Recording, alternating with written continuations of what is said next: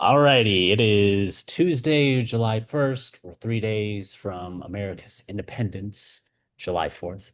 Um, all right. A lot has happened since we've last spoken.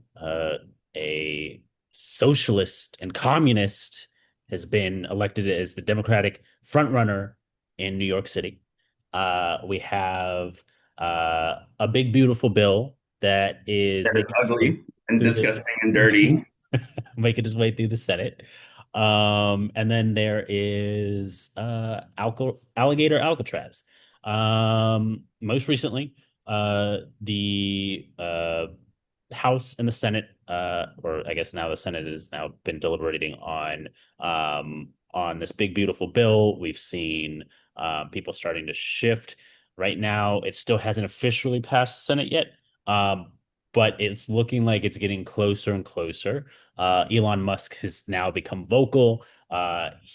Trump has talked about potentially looking into deporting Musk, and now has said that he's going to turn Doge onto to Elon against Elon Musk, and then also saying like he doesn't like electric cars, even though 3 months ago he was in love with them.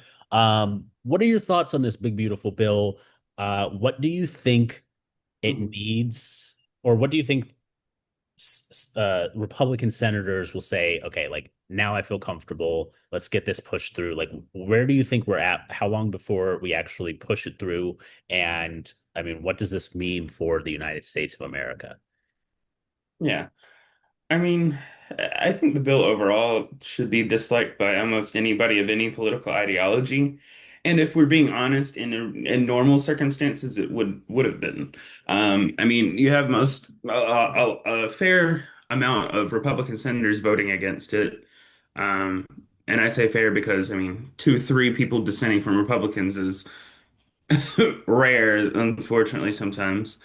Um, and so I think, there's pushback because for one, it doesn't accomplish anything that they say it does. Yeah. Uh, they can lie and say all the things they want, Johnson, Trump, all these people can lie about it, but it's very clear that when you look at the details of it, it's a very, very, I mean, awful bill. I Yeah. mean, it's going to increase the deficit. It extends, tax cuts for the richest. And look, they're doing it in a way where there's some little tax cuts for normal people in it, but the vast majority is going to wealthy people. And one aspect of the bill that I was looking at was the Medicaid issue. They don't kick them off until after 2026, which is after the midterms, because they don't want the political pushback too early. They want you to not know that they're doing anything to Medicaid and then do it later. Yeah. And that's what I think Tom Tillis was saying of North Carolina, that you're talking about not cutting Medicaid and all these different things, but you're literally cutting it. Yeah. I mean, when you cut money from the funding of Medicaid, and if it's a significant amount, they're going to have to cut back on who they cover or, adjust the amount that they give to people. Yeah. So, I mean, I think there's that, but even beyond that, going into all the different reasons why people should oppose it, like, I don't agree with the Republicans' take, a lot of Republicans' takes on the bill in certain ways. Like, Thomas Massey and other people are voting against it, not necessarily because of all the cuts and things it has, but because it's it's not going to actually do anything about the deficit. It's going to extend the debt. Yeah. I don't necessarily completely think that that is the biggest concern, especially when you're kind of balancing it with tax cuts. Why don't you just tax people more? Like then you could balance it out a lot easier, and you wouldn't have to be going to, poor people and working class people and taking money from them basically. Um, but with the bill, Elon specifically, it's about, I think, more the taxes on solar and wind, which, Tesla has a stake in kind of the solar and battery industry and stuff like that. Yeah. Uh, and he's right. It was recently the one time where I was like, yeah, no, since y'all's little breakup, he has been very accurate in some of his descriptions of things. And it's remarkable to see the turnaround from Trump and his allies of, oh, Elon was so brilliant. He's the greatest entrepreneur that we have alive right now. Oh, well, he's not that smart right now. He doesn't know what he's talking about. He's a businessman. He's just worried about the EV mandate, which there was no EV mandate. Yeah. But, you know, that whole argument, and there is some truth. I'm sure he's a little irritated about that, but he's also irritated about it because it's the future of technology, and we're literally taxing it to become even more aggressively a petro state, Yeah. even more so. Like, that is completely in the wrong direction. I mean, like he was saying, it's the industries of the past, and we're attacking the industries of the future, which, honestly has been booming recently. Like, when you look at the infrastructure that was built of factories and plants and things like that, and, unfortunately, a lot of the ones that closed were because of the change in policy, right? They talk about so much of building manufacturing. But what we've seen is it was the solar industry, it was the battery industry, it was the EV industry that was bringing those jobs here. Yeah. So I think, when you look at it like that, it almost some of the taxes and the things of the bill would destroy the industry. That's just crazy. Like that's not smart policy from any perspective, really. Um, but I think I texted you about the Lisa Murkowski aspect of it, and it's that was one instance of multiple different things Can that they you were trying. can you explain that though for the viewers? Yeah, I mean, I think with the Murkowski, it was blatantly that they were trying to get her to vote on the bill. So Mhm. they did something specifically for Alaska, for non-contiguous states, in an exception for, I believe, SNAP benefits. Um, so, to make her vote for the bill, they gave a little, I guess, some deal for her, and basically a bribe, in my opinion, to get her to vote on it, because they were going to do something that they weren't going to do for the rest of the country, Yeah. right? Like, everybody else is going to suffer, and they're not going to be able to meet those requirements, but Alaska's going to be exempted from it, so you could maybe get the senators a vote. And they did, I'm sure they do that all the time in different ways, like you Yeah. can see. But the point of the matter is, it's like, this bill is awful for some of the country, but you'd be completely willing to throw half the country off, but as long as your state's protected. And it just goes to show you that there is like a degree of just corruption in the entire process of lawmaking, because you shouldn't like have to blackmail people basically to get them to vote on things, Yeah. which I mean is what we're doing now. Um, which I don't know. Did you want to go into the? I mean, I'm not sure if it's directly related with Elon, and the let's deport Elon now. But it does seem that now, if you vote against the bill, he's going to primary you. Yeah. Uh, so I think, from Trump's side, I think anybody who criticizes him now is going to be punished in some way, especially if they're on their side, even more so the Democrats sometimes. Do you think that Elon Musk has enough political will to kind of pull some people away from Donald Trump and kind of break him off? Or do you think that like no one is going to dissent from Donald Trump? Everyone's going to just play it safe because like from what we've seen regarding the primaries, the Hmm. majority of them are like really far right, like very fringe, do what Trump says or else Hmm. voters. And so, like, do you think that Elon Musk has enough political will to actually make a meaningful difference, or do you think that this is just like one of those things where we're not actually going to see any real change from the Republican Party? No. Everyone's going to side with Trump. Musk is going to start slowly fading back into the distance and become obsolete. Because if he's not in with Trump anymore, then Democrats aren't taking him back. I mean, the Nazi salute right there was for me was and I actually do want to talk about the Nazi salute. I know it's been a while, but I think what I learned when I was talking to somebody else the other day, um, I was talking about like how he did the little like my heart goes out to you and did the Nazi salute. I think Elon Musk intentionally did that because he wanted to troll people because he Yes. knew what he Yeah. was doing and maybe he himself isn't directly a Nazi, but he knew exactly what kind of hand signal he was doing, Yes. and he knew what kind of emotions that it would evoke, and so he intentionally did it just to trigger people. And Yeah. like, I want to know what your thoughts are on that part, and then everything else that I said. That's basically been my theory the whole time.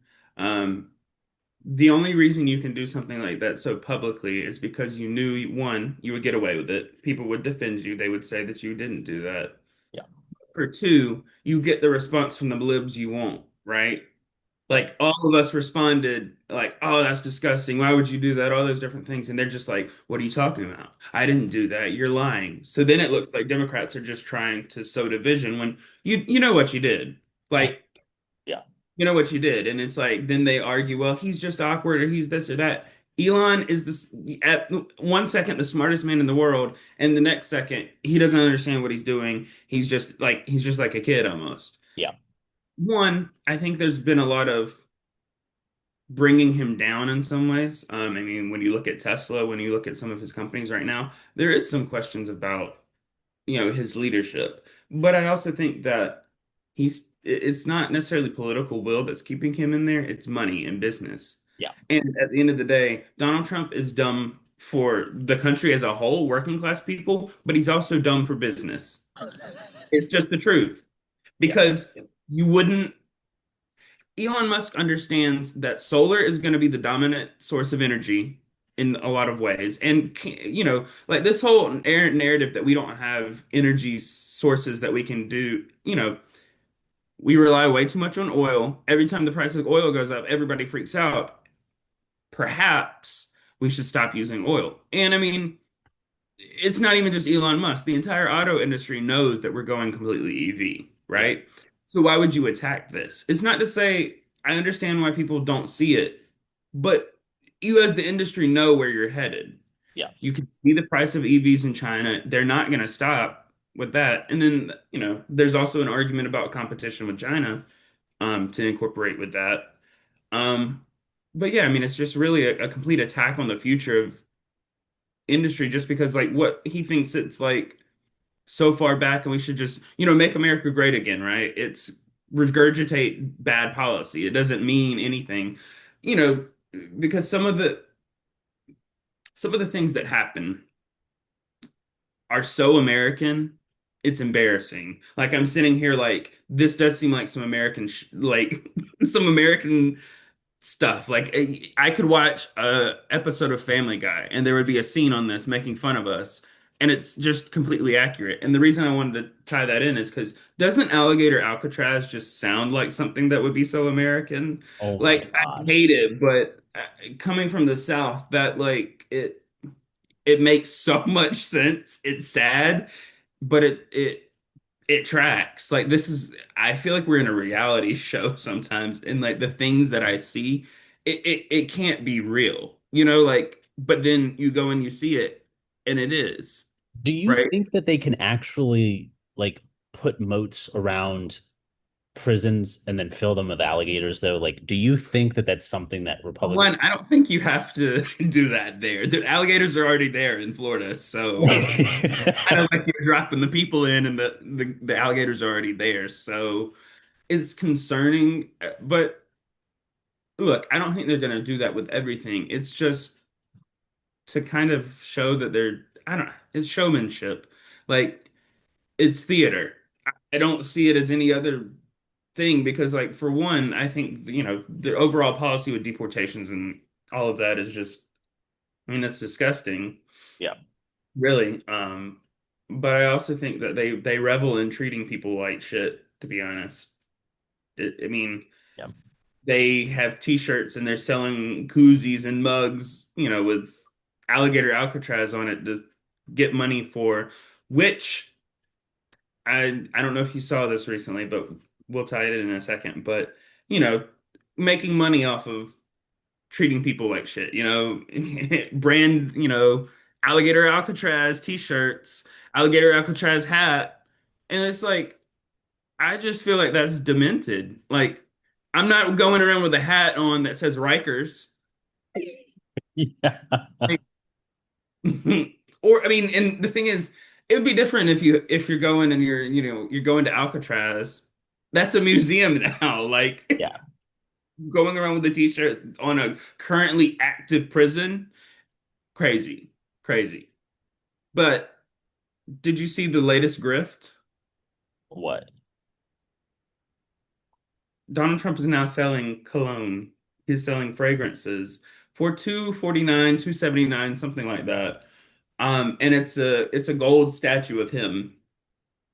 I was just seeing it right before we were getting on the call, and I just When was this released?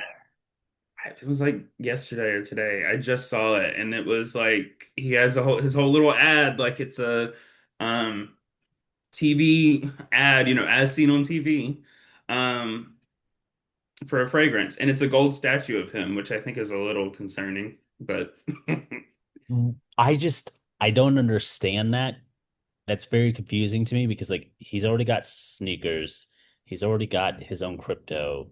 Now he's getting into the cologne. I mean, like, at what point do we start like putting up restrictions to a sitting president and what they're allowed to kind of profit off of? Because like this right here just seems insane to me. Like it's already bad enough that his kids are being able to, take advantage of like real estate in what was it, Saudi Arabia or whatever, uh, yeah, or Qatar or wherever it was. But that's like now this, like where are we going with this? If he's selling cologne. Like a sitting president of the United States, 6 months in to his new term, is now selling cologne after already releasing a crypto and selling a shoe. you gotta admit, all the criticisms towards Trump, but he hustles, He's not figuring anybody else's problems out, but he certainly seems to have figured his out. Like the making machine. It's like, and unfortunately, there are so many people who will buy that and Like not think twice about. It's a little strange. Like I'm not going around squirting Joe Biden on me. Uh, Sorry, that was an awful. That was Oh, awful phrasing, but you get my point. Like, yeah. I'm not going around with my bottle of my favorite president. Like, what are we doing? That But it's so I mean, odd. I think all of it, the entire approach of the GOP, the entire approach of Trump, it, it's grifting and not delivering on any substantial policy. In fact, in a lot of ways, delivering negative policies. Like it's like we're doing the worst. We're making sure that all of you suffer, whether you voted for us, whether you didn't vote for us, especially if you didn't vote for us. We're making it tougher for everybody. And Yeah, I just don't, and that's the thing. I kind of feel like the American people are catching on. Like, I agree. not to say that, he wouldn't have won right now. I don't, who knows, and you can't tell those things. But Republicans are starting to see his true colors, right? You don't vote with me for the bill, I'm going to primary you now. You don't vote with me or you don't like my bill, you want to speak out against me, might joke about deporting you, right? Like, I mean, we were talking about it and like joking about it, but like, what if he actually does that? Yeah, You think he was talking about, they were talking about trying to denaturalize Zohran Mamdani. Like, they would just start targeting opposition politicians if they're going to target Elon Musk, who is literally just in your camp. And it's not to say like I don't think they would actually go through with that because that would be, I mean, I think most Americans would kind of look at that as like, I don't like Elon, but that's just too far. Like you turned against him that much and you're like, now you're going to deport him. yeah, I understand like wishing the downfall of Elon, but like at the end of the day, you have to see actions for actions, and it's like if a president does this to one person they can do this to everyone. yeah, Like it opens the floodgates, and I think you know it won't just be done to people you don't like, it's going to be done to people you like too. yeah. And I think that's the one thing over this whole period, it seems like the Democrats and kind of leftist candidates and things like that, they're the only ones that you can vote for or and expect to stand up because I mean, almost every Republican is going to cave or be primaried by some MAGA person who, let's be honest, MAGA people can sometimes not do very well. Yeah. But it, the entire party just doesn't do anything to combat things that they even know are bad from him. They just like let it slide. Everyone is so fearful of him. And I've never seen a political party just abandon what their values and what they truly believe in to follow just one person. But Donald Trump has become the Republican Party. Like there is no independent party anymore. It's Donald Trump. Like he has caused so much fear or struck so much fear into these legislators that they're doing his bidding without question. And then whenever he pushes back or whenever he says something or calls any of them out, like they start adjusting their tone. They start saying, okay, well, actually, you know what? I can see how I can see myself voting for something like this. Like it's just, he struck so much fear that legislators aren't legislating anymore. They're just following. They're being told what to do, and they are. If Donald Trump says jump, all they ask is how high. That's it. There's no other question. There is just how high, and it's terrifying because like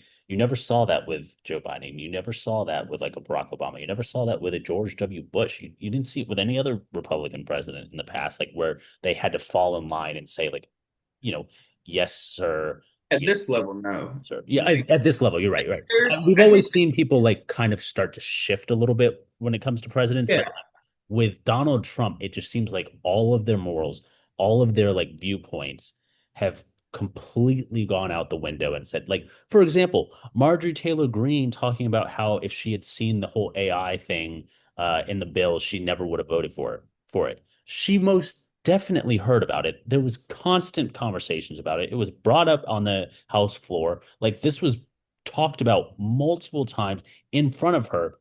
She just knew she had to say yes. And then after it was voted for, she was just like, okay, now I'm in a safe space to where I can maybe push back against it, but my vote is already on record. Like this way, like I can look like the good guy because like either way that you look at it, like I voted as Donald Trump asked me to, so like he's not going to come after me, but like I do have my opposition to the bill. Like that was truthfully, I think that was the smartest thing that I've ever seen Marjorie Taylor Greene do. And like, I mean, to be fair, it's not a very high bar, but it is the smartest thing that I've seen her do. Yeah. I mean, I think just kind of with all of that, um, we should also mention that this isn't finalized either. The Senate is still uh, going through their, votorama, I guess. They finished that, and it doesn't seem like they've passed everything because they still have to send it back to the House. Yeah. They've made changes to it as well, but um, looking at it, I don't see how you can make the bill anything that would be. You can make it better, you can't make it good. Yeah. Um, but I think that's the truth of the matter with all of that, and it's like no matter how bad of something is, um, we're just gonna. I mean, I guess we're just gonna take it at this point. Um, but I do think that there does seem to be a pushback, which going off of Marjorie Taylor Greene, I actually will say that that's not the only thing recently I saw that she was kind of right about. She and Steve Bannon, interestingly enough, were praising Zohran Mamdani's messaging in the New York City primary. You mean And Tucker Carlson and Marjorie Taylor Greene? no, no, I mean, yeah, I think it was with Tucker Carlson as well, but I think there was a time when she was on Steve Bannon's show and they were also talking about it. So, overall, just kind of a little bit of praise for that, which, I mean, I think a lot of the things that they were saying were true. It is a little strange to ask Zoran Mamdani, you know, in the primary debate, what city are they asked, would you ever visit Israel? He was What like, country would you visit yeah, first? It's exactly. like, And it's like, well, we knew where that was going. So yeah, it was like, I'm gonna be in New York. Like, I'm gonna stay in New York. And that's like the right answer to me. And it's not to say there could be something coming on along later. You go for some reason. But your main goal should be the first thing for you to do is go out into New York City and be the mayor. It's not to go to some foreign country, any foreign country, really. And I mean, for what purpose, you know? yeah. You know, like, That was odd because like when Tucker asked MTG about, or when they were talking about it, they were talking about how every other candidate on stage said Israel, Israel, Israel, which for me, it's very concerning to see like how Israel does have their hand in literally like every politician's like pocket, but also like I think that what that also showed me was like Zohran had great messaging. He knew exactly what to say and when to say it, and like he shows that he's not bought by anybody or anything like any pack, and I think that that's really what helped put Zoran over the top and even got praise from the Tucker Carlsons and MTGs because like why are you talking about going and visiting another country? Why are you not saying like I plan to stay in my city and making an impact in my city like immediately and meeting voters where they are. That should have been the number one thing that they said. And I want to give Zoran a little more praise here, because like people keep saying like he's this, he's that, he's the other, and like whether you think that he's good for New York City or not, like his outreach was second to none. I was watching a video where he went and spoke in like five or six different languages. Like he spoke in like Hindi and he spoke in Spanish and he spoke in, all of these different languages in order to talk about his message and like say who he is so that people could learn about him. And I thought like that right there is that extra step where you can see that they're actively trying to get to know every single person in their community, whether you're black, you're white, you're Indian, you're Asian, like whatever it may be. Like that right there showed me that he was open to, you know, communicating with uh, every every part of New York City and making sure that his message is being heard. And I thought that like I mean his whole campaign was a masterclass. Like regardless of what you think of him politically, his campaign was I don't want to say the best since Obama because I feel like there might have been like another really good campaign that I'm not really thinking of off the top of my head, maybe AOC or something like that. yeah. But I mean, Obama was a difference maker in how he used Facebook and social media in order to really like grow his campaign. Whereas Zoran, like he used TikTok, he used his intelligence, like I mean, there was like different things that he used that I was gosh dang, like this guy is good, like really good at messaging. Yeah, and I mean, I think one, it's a relentless commitment to messaging and not really showmanship. Yeah, And I think that was so much of what I enjoyed with him is he also wasn't sitting there attacking people constantly. yeah, Yeah, it was attacks against, Trump and like we're gonna fight the agenda. yeah. But he also went to Trump voters and people who voted for Trump and said, "Why did you vote for him?" Like Right. trying to understand. And I get like sometimes we can sit there and we'll be like, seeing what's happening and be kind of irritated at people who voted for Trump and things like that. But it's like we're all suffering in this together now. Like you should have a lot more empathy for your fellow American, regardless of party, because it was never about party. It's about the struggle and what you need as a person in your community, Yeah, and especially as constituents of those politicians who are trying to run and represent you. yeah, Um, I think hearing the people and responding to the people is really all you need in politics. And if you are able to interact with people and go door to door and actually have a conversation with them, they'll tell you what they need. yeah. They'll sit there and be open and honest about it. And I think one, it makes me put a lot more faith in the American people again because we like to act like just like people who vote for Trump are, in the cold or whatever. But a lot of people were just voting based on their needs. Yeah. And it's we can fault them for it, but why should we? Like we've been wrong before too. So I Yep. think, having empathy for people overall is how you win both what I think in terms of, messaging in some ways, but also delivering policies with that empathy, right? Like Yeah. actually answering, and you can disagree with it, right? I don't know. Will free buses work? Maybe not. Yeah. But at the same time, he's not saying that he's not going to fund it or he's not going to figure out a way to fund it, right? Like, I think too often that people are just like screaming against these policies, especially when they help normal people. No one screams about the policies when it's helping like wealthy people. Like it almost seems like that's just like what we should do. Yeah. When in fact, in reality, I think a lot of times it's like, another policy that he had was, the store, New York City run grocery stores. Yeah. They hated that saying it was communism, it's socialism. Even though we have those already. Yeah, that's We exactly what I was have about to those. say. We have those. There's literally ones already in America. Yeah. So are we already communist and socialist? Has Atlanta fallen? Has like Right. all the other places fallen? No, it's meeting a need that the market will not meet.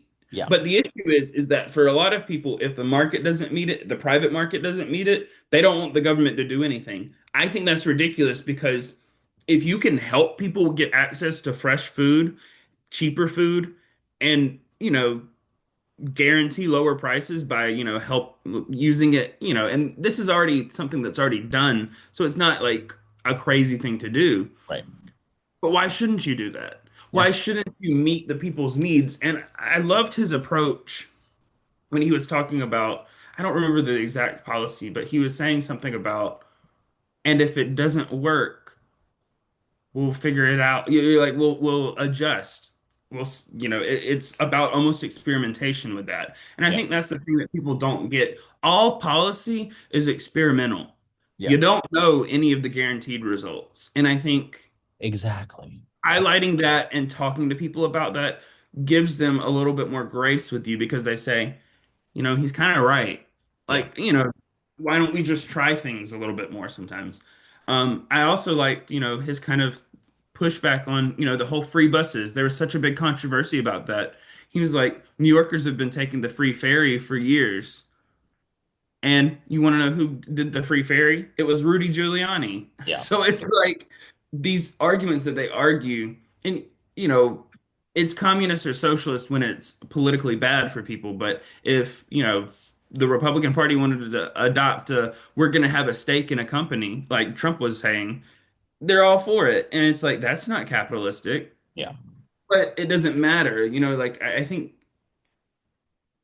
there's socialist and communist and all these other economic systems that you can try out and not necessarily adopt every single aspect of that economic, thought Yeah. into your policy. I agree. Um, and I think, even beyond that, it's also I mean, some of the other criticisms was the anti-Semitic claim, which, if we're being honest, every single Muslim gets accused of being anti-Semitic, Yeah. gets asked to defend, against terrorists and things like that, which is really crazy because shouldn't we all say terrorists are bad? Like, Yeah. I just feel like that's a normal response. Like, I don't think you should have to ask every single person whether they are against terrorism. Yeah. But, I mean, we know where that comes from.